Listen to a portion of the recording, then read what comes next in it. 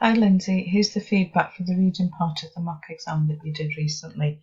Looking at question 1, you scored the full 4 marks for this question, so that's a good start. And then if we move on to question 2, where you've been asked to analyse the language the writers used to describe the effects of the storm. So you've said the writer uses emotive language to describe the storm by using the words furious waves, which suggests that the weather was horrendous and makes you feel that is how Alex is feeling when awakens from his dream.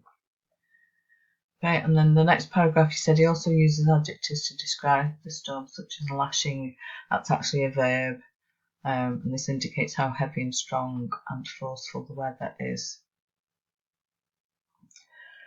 Whilst you have made some analysis of the language used in these 2 paragraphs, I think it's mainly going to be at level 2, where it says attempts to comment on the effect of language, select some appropriate textual detail and make some use of subject terminology, mainly appropriately. Well, the first one's right, the second one isn't. To get up into that level 3 band, you need to focus in on the words a little bit more. So the fact that it says furious waves could suggest that the sea is angry and it's pounding on the land. And here lashing could mean that the trees are being whipped,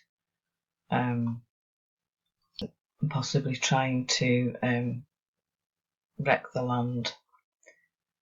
Then the next one, the word sensation suggests that Alex has woken up not knowing what's happening and creates an impression. He's disorientated and feels he's swaying in a boat in the middle of the storm and creates a bad feeling inside of him.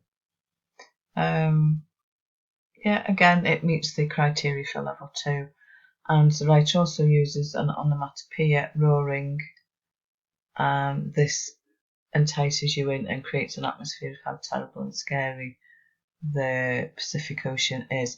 Again, if you'd have given a bit more detail about that, you could have said it gives you the impression of an animal roaring, fierce and wild. So just need to just add a little bit more in to get you into that band 5.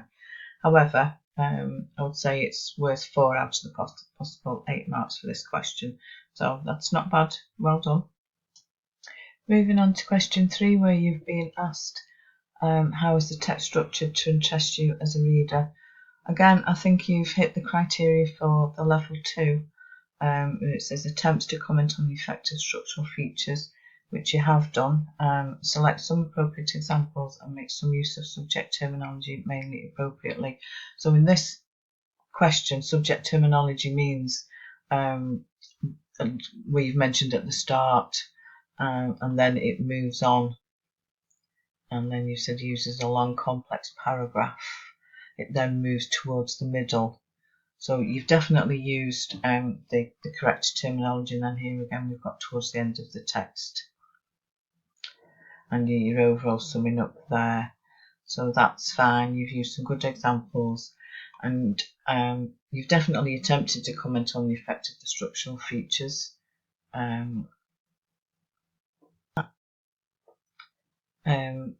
Down here you've said the writer has used a long complex paragraph to interest the reader and make you feel you're having the nightmare with Alex. And then you've given the quote there, and then you've gone on to suggest as well that something is going to happen to his mother and she's going to be taken away from him. So that's a good interpretation of the text. And then you said about the short sentences.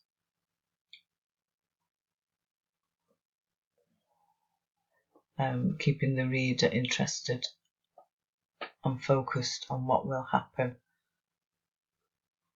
And then this paragraph here where you've said towards the end the text indicates that the mother is lifeless and coming towards the end of her life. And then you've given the quotes and this implies that the change from the start to end has dramatically changed. So I definitely think you've hit the criteria for the level 2. To get you up into the level 3, you need to focus a little bit more on this one, explaining clearly the effects of the writer's choice of structural features rather than attempting to comment on them. So for example, you could have mentioned the fact that the first part of the text is mainly just about Alex and his nightmare and his worries, and then it moves on in the second half to focus on the family and how things are since the mum's not been well. And there is a particular sentence in there that's very important. There had been a lot of days like that since his mother got sick, because that's the first mention that his mum is sick, and it then brings the nightmare back into play when, as you've said, it's kind of foreshadowing the mum being taken away from them. You could also have commented on the fact that in the very first sentence we learn who the story's about, when and where it's set, because we know that it's at dawn and he's in his bed. So it's and then it follows the journey of him getting up and going downstairs to meet the family. However, you've got 4 out of 8 marks for this question, so again that's another good score. Okay, moving on to question 4, which is the question where you're asked to what extent do you agree with the comment by the student that the part of the text shows that Alex is struggling to cope with his mother's illness. You've done well with most of it, but unfortunately there is one part that's missing that you've not done, and that's this one. Shows some understanding of the writer's methods. So you've made some evaluative comments on the effect on the reader. You've made some good points. You've selected the appropriate textual references to back up your points, and you've made some response to the focus of the statement, but you've not said how the writer gets these feelings over to you, to show you that Alex is struggling. So you started off saying that you agree. He's trying to forget about it and distract himself. You can the quote, shut up Nicole, he doesn't want to talk about it. He was angry with his father and his sisters, and he's also angry with his mum, and then he puts some evaluation. He's trying to put the blame on everyone else, even his mother. It's like she's asked for this illness in Alex's mind. That's a good analysis there. And then towards the end, Alex realises how hard the last few months have been while his mother has been ill. And you've given a good quote and suggest how Alex has struggled to come to terms with his mother's illness, but has realised she's not the person she used to be. So you've got some analysis in there, and you've got some response to the focus of the statement. And then we've got another quote showing how she is now. And evaluation, it's like everything she had inside was being taken away to create a stranger to Alex. So again, it's a good analysis. And then the last paragraph, during breakfast, Alex was not in the mood to applaud his father's efforts in making pancakes. And analysis, this indicates that all he could think about was his mother, and when Nicole made a remark that their mother was going to die, Alex reacted and became angry at what was said. So I think you've covered all of the criteria at level 2, except for show some understanding of the writer's methods, and that limits your score to the bottom of the level 2. So I think it's going to be 6 out of a possible 20 marks for this question. But it wouldn't take much to get it up there to the top of level 2 and possibly even into level 3.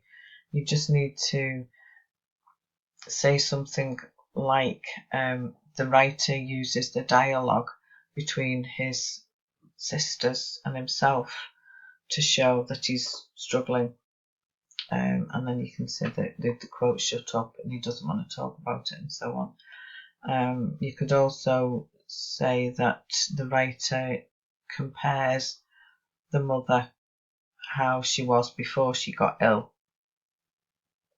and to what she is now, and Alex's reaction to it shows that he's struggling. So it's just that little bit that you need to make clear to the examiner, that you do know how the writer has made you understand that Alex is struggling. So we'll do a bit more practice on that. But overall, you scored 18 out of 40, which is still a good score, so well done. Keep up the good work, keep on attending your lessons and doing the extra work as well, and pass anything over to me for marking.